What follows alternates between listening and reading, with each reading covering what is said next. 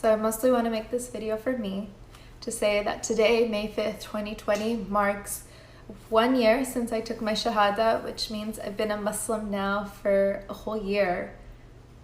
My life has revolved around getting closer to God this last year, and alhamdulillah, it's made a huge difference in how I see life and how I feel about everybody. And it makes me really emotional to talk about, because I couldn't imagine my life without this type of perspective. And I just feel so grateful for everybody that I've met. And just not feeling like I'll ever be alone, because I have this relationship with God now. So. If you know me, you know I don't like to cry. So a lot of you are asking for my story on why I converted to Islam. Please, no negative comments, and if you have nothing nice to say, don't say it at all, and please be respectful. Neither of my parents really taught me right from wrong. They both struggled with addiction issues, and my grandma raised me for the early beginning of my life. She celebrates Christmas, and that's pretty much all I really knew about religion until I turned 14. My sister took me to a church, and it was a terrible experience. Every question I had wasn't really answered, and if I had a question that you were really kind of supposed to know the answer to, people just stared at me, and I'm running out of time, so like for part 2. My convert story, part 2. So after my experience with the Christian church, I pretty much lost all faith and all curiosity in God and religion. I kind of assumed that they were all the same, and strayed off and did whatever I wanted, whenever I wanted. I was living a life of sin, and I had no idea why terrible things kept happening to me over and over. I didn't connect the two, and I would even just little things like running into stuff, dropping stuff all the time. I also battled with depression and suicidal thoughts most of my life. And this next part is going to be really hard for me to share. So, please be supportive and like for part 3. My convert story, part 3. So a year ago, actually yesterday, I went through something very hard, and it was too much for me to handle, so I just decided to try and take my life. I took enough pills to kill a horse, and no one could tell me why I had survived it. While I was in the hospital, I found an English Quran, and picking that book up was the best decision of my life. Despite everything I had heard about Islam and the way my family talked about it, I still wanted to know more. After that, I became more modest. I became more humble. I became a better mother. Bad things stopped happening, and I'm running out of time again. My convert story, part 4. So after I got out of the hospital, I focused a lot of my time learning about Islam. I just wanted to know more. And to this date, there is nothing that I found that I disagree with or don't like. Another thing that I felt was that I was not alone. I could feel God with me, and this gave me conscience. I knew what I did and said and put out into this world mattered, and that it would come back to me. Alhamdulillah, April 23rd, 2020, I performed my Shahada and became a proud Muslim, and it felt like 1,000 pounds had been lifted off of my shoulders. I did lose family, I did lose friends, I have even lost clients, and would I change my decision for that? Never. I am so proud of my decision, and if they can't accept me for who I am, then that's their problem, not mine. Allahu Akbar, Allahu Akbar, Allahu Akbar, Allahu Akbar. Ashhadu an la إله إلا الله أشهد أن لا إله إلا الله أشهد أن محمدا رسول الله أشهد أن محمدا رسول الله حي على الصلاة حي على الصلاة حي على الفلاح حي على الفلاح قد قامت الصلاة قد قامت الصلاة الله أكبر الله أكبر لا إله إلا الله. Type story time. Just an FYI, most of the videos I take are one take. How did I become the Muslim? Well, when I was young, I lived in a small town. My family's Catholic. I grew up in a Catholic school. It was a town, all white people. Then I moved to a bigger city and saw that spice. Black, Arab, Indian, and of course, Asian. First Muslim I've met, they were Sudani. And their family treated like me, like family. So that was my first introduction. They were culturally Muslim, but I learned a lot from their brothers. So I always had a faith in God. Eventually though, slowly but surely, I was starting to realize that this is the truth. Like, it didn't stop at Jesus, peace be upon him. And the continuation kept on going with the last and final revelation, with Muhammad sallallahu alaihi wasallam. So I had to make a decision. Either accept the truth and be hated amongst my peers and friends and family, or live a life of sin, haram, and lie, most importantly to myself. Part 2 coming.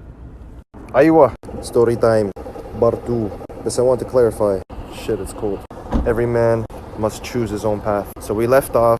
My friend was Sudanese, and his family was the first that introduced me to Islam. It took me a long time. I did a lot of research, a lot of soul searching. And personally, it felt that I was being disingenuous with myself had I continued to be Catholic. And it was all in stages. Like initially, I stopped doing the sign of the cross and started just praying to God and stopped believing that Jesus was Son of God or the Immaculate. And I wouldn't eat pork as much. But still at that time, I was smoking every single day. Hashish! And I was drinking every weekend. And I was still a little kid. But I knew deep down, eventually I had to give this all up. If I were to do it all over again, I probably would have became Muslim earlier, so that I could work on myself earlier. People get twisted. They think you make less mistakes. I've probably sinned more within Islam than before. Part 3 coming. My short story to Islam, part 3. So the last time we left off, I already came to the conclusion that it was the truth. However, my desires and my lifestyle was preventing me on becoming Muslim. My family moved out west, Canada, and I decided to go with them. Actually, I didn't have a choice. And there, throughout the whole trip, I didn't do any drugs.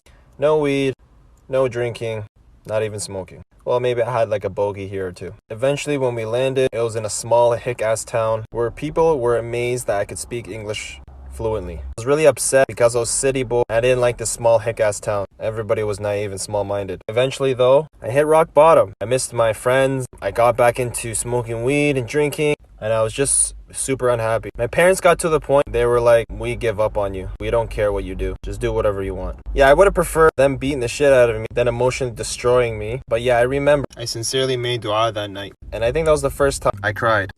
Part 4 coming. My short story to Islam, part 4. So we left off at me hitting rock bottom, getting back into drugs, then making sincere prayer one night, and I was crying.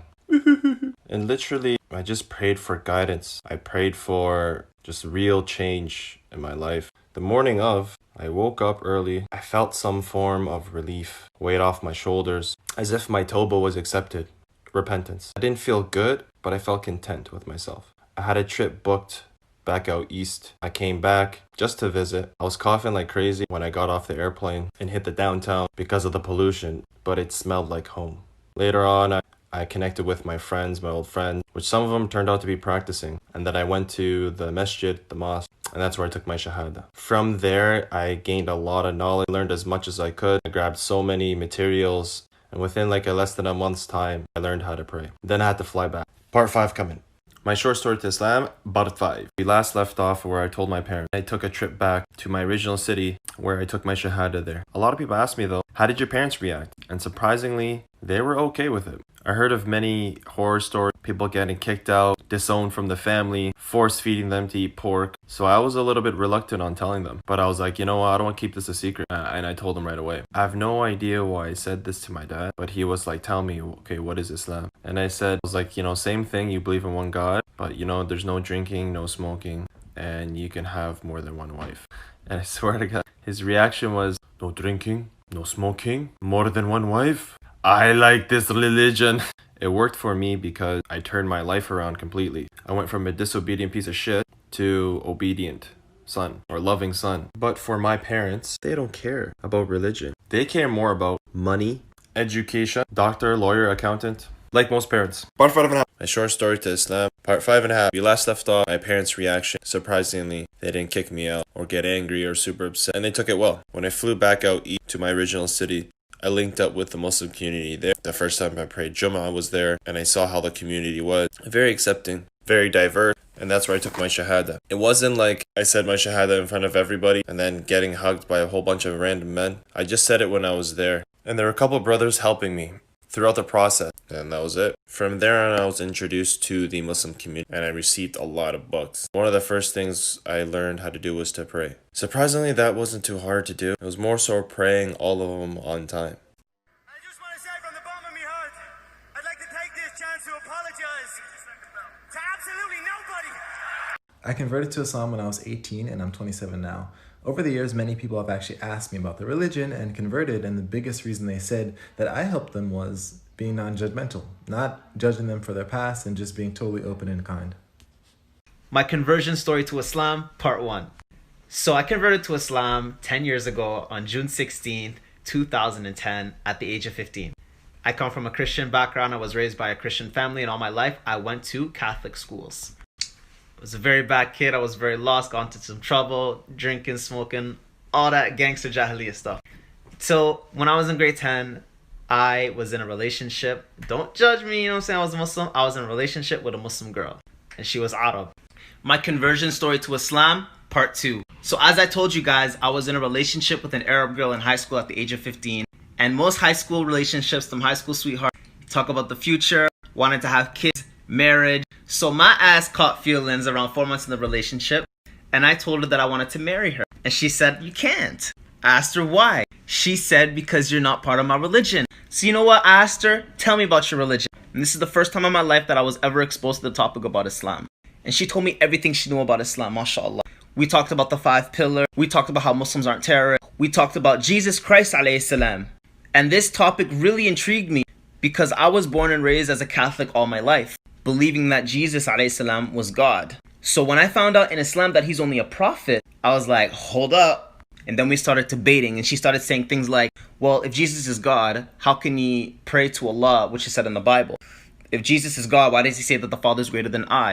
My conversion story to Islam, part 3. As I told you guys, me and the girl were talking about Jesus Christ alayhi salam in Islam, and I was very shocked to find out that he was only a prophet in Islam, whereas in Christianity, he is considered the Son of God or God himself. So after debating for several hours, she gave me an English translation of the Quran.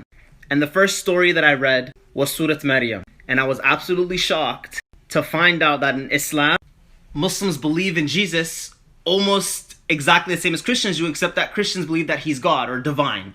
So after reading Surah Maryam, I was more inspired to read more of the Quran. So I actually ended up reading almost half of the entire Quran. Keep in mind, I was 15 years old. Then I started reading the Bible again. Then I started asking questions such as, why does Jesus pray in the Bible? If he's God himself, why does he need to pray to God? Why does Jesus say that the Father is greater than I, the Father is greater than all? And nowhere in the Bible I found that Jesus says that he's God himself. Nor is the Trinity even mentioned in the Bible. My conversion story to Islam, part 5. So now the research started getting deep because I started asking my own friends these questions that I was having that I couldn't really solve. How is Jesus God if he's praying to God in the Bible? If he's saying that the Father is greater than himself many times? If Jesus is God, why does he have to eat? If Jesus is God, why does he get weak? Surely these are things that God doesn't go through.